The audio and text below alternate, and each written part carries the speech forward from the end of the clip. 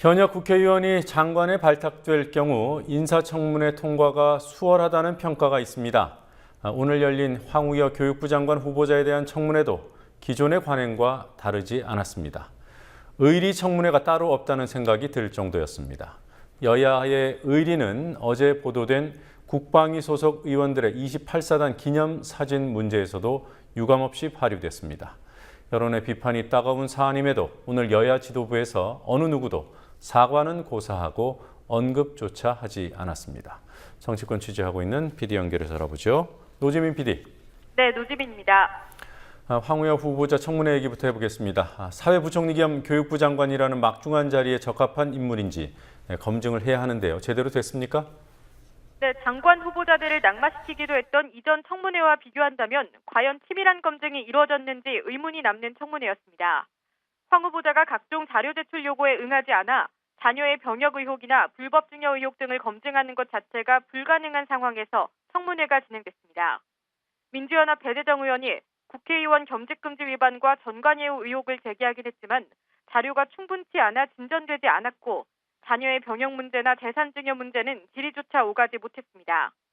오후 질의가 시작되기 직전 큰 소리 좀 치겠다고 엄포를 놨던 민주연합 유인태 의원도 정작 질의가 시작되자 다른 후보 같았으면 호통을 쳤을 것이라며 봐주기 청문회를 하고 있음을 사실상 인정했습니다.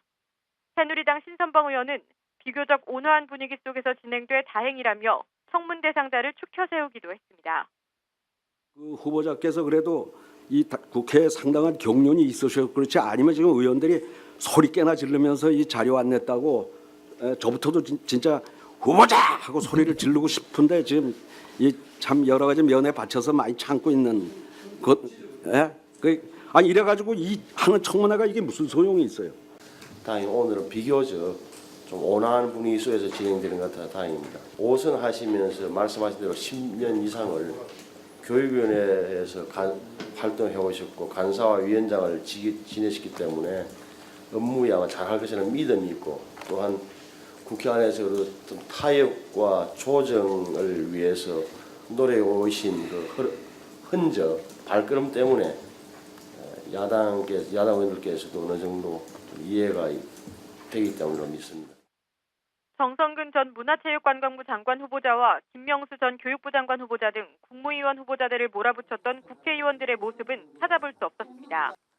국회의원 출신 장관들, 즉 이주영 해양수산부 장관, 최경환 경제부총리 경제부총리 겸 기획재정부 장관 등도 비교적 순조롭게 인사청문회를 통과했습니다.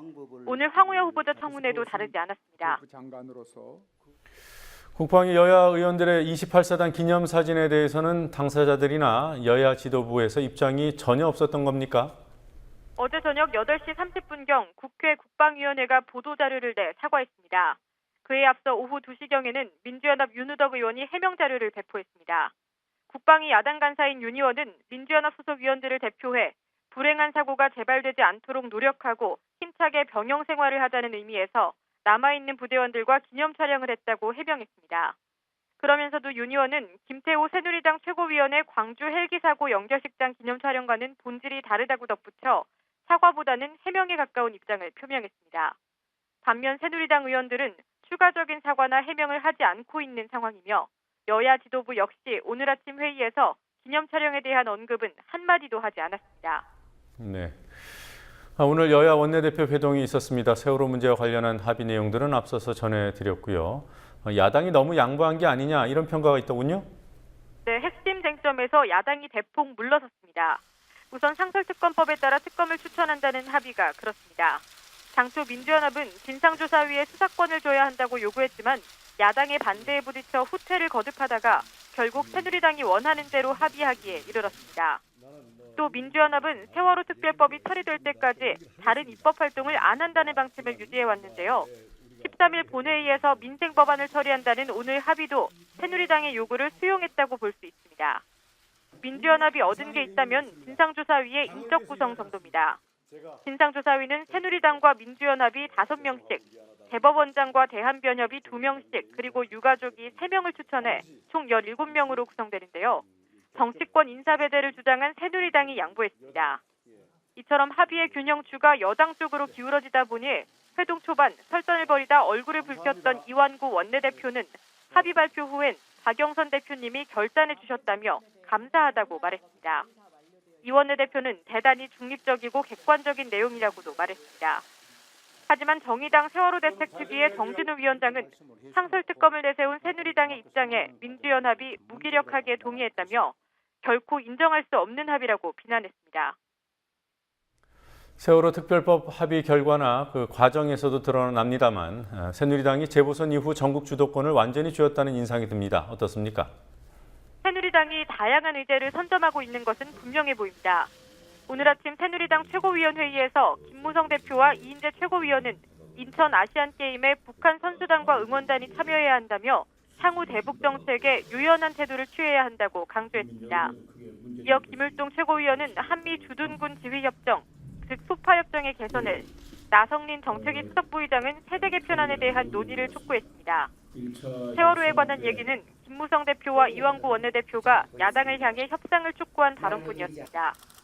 재보선 직후 민생 경제를 강조하며 세월호 전국 탈출을 시도해온 새누리당이 이제는 보다 적극적인 출구 전략에 나선 것으로 보입니다.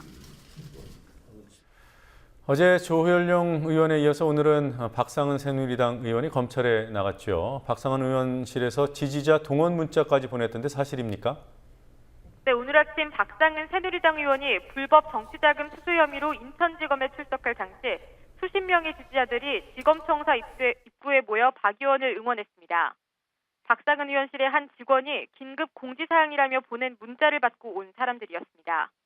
이 직원은 어제 오후 박 의원이 출석하기 전 청사 앞에서 모여 힘을 보태주길 바란다는 문자를 새누리당 당원들에게 보냈습니다.